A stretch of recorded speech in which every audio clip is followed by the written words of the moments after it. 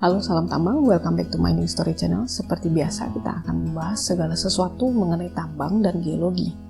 Seperti yang kita tahu, Indonesia memiliki kekayaan yang luar biasa, apalagi sumber daya alam yang terbentang dari Sabang hingga Merauke. Untuk memperoleh sumber daya alam tadi, dilakukan penambangan untuk mengeruk mineral yang ada di perut bumi. Perusahaan tambang pun diwajibkan melakukan reklamasi dan pasca tambang sesuai dengan amanat Undang-Undang Nomor 4 Tahun 2009. Ternyata modifikasi akan areal-areal bekas tambang ini malah menjadi daya tarik tersendiri bagi wisatawan. Berikut kita bahas 7 objek wisata yang catchy dan instagramable yang ternyata merupakan areal bekas tambang, untuk dapat dijadikan referensi liburan bagi teman-teman nantinya.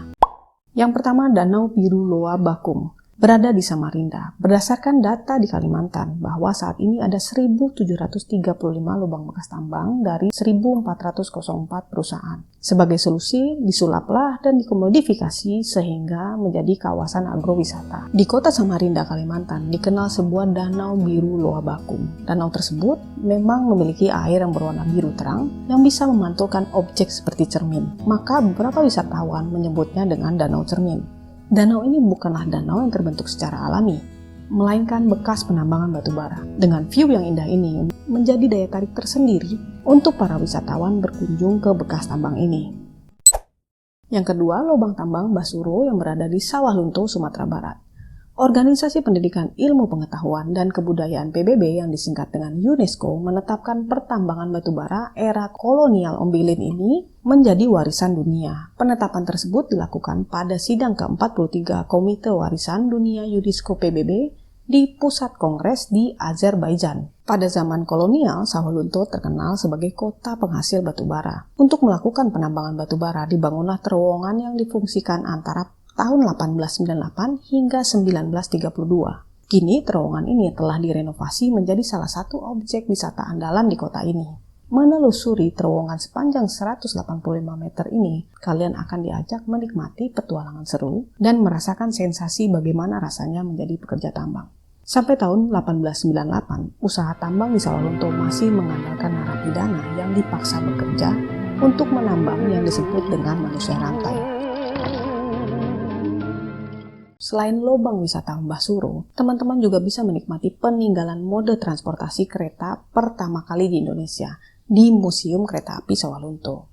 Selain itu ada gedung GPK yang dulunya gedung ini merupakan tempat berpestanya para pejabat-pejabat atau none-none Belanda setelah penat beraktivitas mengurusi tambang. Gedung ini sempat kehilangan yang namanya tulisan Gluk af pada fasadnya yang artinya itu salam tambang, di mana istilah ini sampai sekarang masih digunakan oleh para pekerja tambang. Kemudian ada namanya Gudang Rangsum yang merupakan bangunan bekas dapur umum para pekerja tambang dan pasien-pasien rumah sakit yang dibangun pada zaman masa penjajahan Belanda. Untuk detailnya mengenai kota tambang ini silahkan berkunjung ke video saya yang sebelumnya mengenai kota tambang. Linknya di atas ini ya gengs. Tempat wisata ketiga yaitu Bukit Jadi Bangkalan Madura. Aktivitas penambangan kapur di Bukit Jadi, Socah Bangkalan Madura ini sampai saat ini masih ada. Hanya saja akibat dari aktivitas penambangan kapur ini di salah satu lokasi Bukit Jadi ini terdapat kolam air yang kini dirubah menjadi kolam renang sebesar 10 kali 6 meter. Kolam air ini terjadi karena penggalian batu kapur yang ternyata terdapat sumber air yang akhirnya mengisi kubangan bekas tambang tersebut.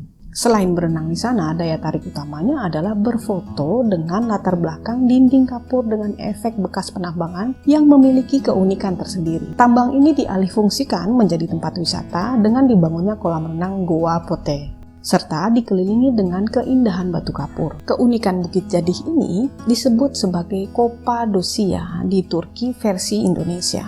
Sekedar tips dan saran yang perlu kita ketahui jika ingin berkunjung ke wisata ini, yang pertama, bawalah dan pakailah masker untuk menghindari debu-debu dari batu kapur, di mana kita tahu partikel batu kapur ini sangat kecil dan gampang diserap dan memberi efek negatif pada paru-paru. Kemudian gunakanlah sunblock agar terhindar dari paparan sinar UV. Ada baiknya sebelum jam 3 sore kita sudah pulang dari tempat ini, sebab jika masih bertahan sampai malam hari dikhawatirkan akan ada terjadi tindak kejahatan yang tidak kita inginkan. Yang keempat, hindari masuk ke gua-gua yang ada di sekitar Bukit Jadi karena ditakutkan akan terjadi longsor.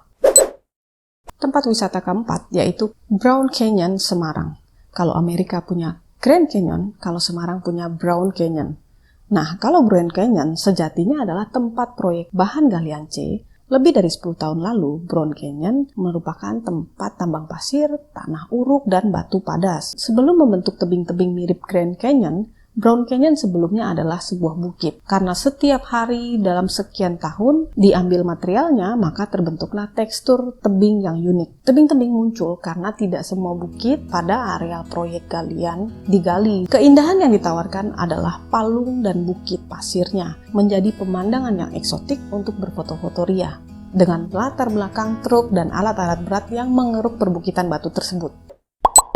Dan yang kelima adalah Bukit Jamur Gresik. Bukit Jamur ini berada di Bukit Kaliwot Bungah, Gresik, Jawa Timur. Ini merupakan bekas galian tambang kapur yang dulunya beroperasi pada tahun 1992 dan kemudian penambangan ini ditutup pada tahun 2008. Hingga akhirnya pada tahun 2010 dibuka untuk masyarakat sebagai lokasi wisata alternatif, bahkan untuk kegiatan foto seperti prewedding. Bekas tambang yang luasnya 3 hektar ini membentuk bukit-bukit yang menyerupai jamur yang dulunya waktu penambangan, batuan-batuan yang keras dibiarkan begitu saja, karena memang tidak bisa diambil, dan hanya bagian bawah yang vertikal saja yang dikeruk untuk ditambang, di mana terdapat bukit-bukit yang menyerupai jamur yang mampu memanjakan mata kita memandang.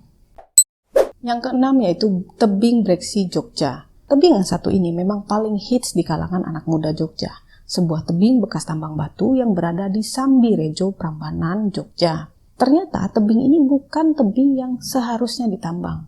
Karena batuan di tebing Breksi ini ternyata merupakan sebuah lava dari gunung api purba yang menggumpal yang melewati proses jutaan tahun lamanya. Makanya aktivitas penambangan dihentikan. Karena tebing ini termasuk ke dalam Geoheritage Candi Ijo yang memang berada dekat dengan lokasi ini. Area tambang ini akhirnya ditutup dan bekas daerah tambangnya ini disulap menjadi kawasan wisata. Dan yang terakhir, Danau Kaolin Belitung.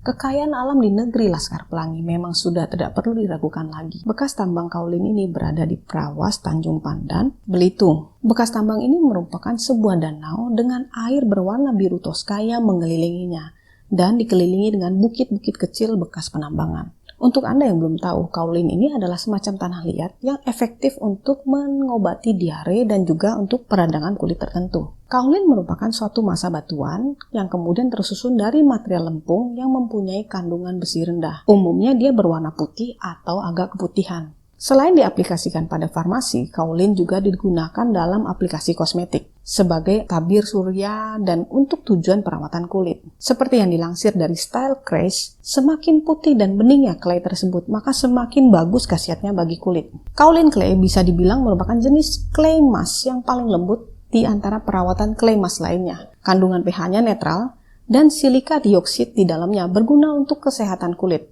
dan tidak membuat kulit kering. Udah kayak iklan skincare, gengs. Liburan di lokasi bekas tambang ini menjadi pilihan untuk menghabiskan akhir pekan. Selain menyajikan pemandangan yang indah, dapat juga dijadikan sarana edukatif yang menambah wawasan tentang pertambangan yang ada di Indonesia. Demikian videonya. Untuk kalian yang suka, silahkan klik like dan komen di bawah tempat wisata mana yang menjadi your favorite one. Silahkan tulis kritik dan saran for the next video. Jangan lupa subscribe dan nyalakan tombol lonceng supaya nggak ketinggalan cerita tambang lainnya. Salam tambang, Glukaf.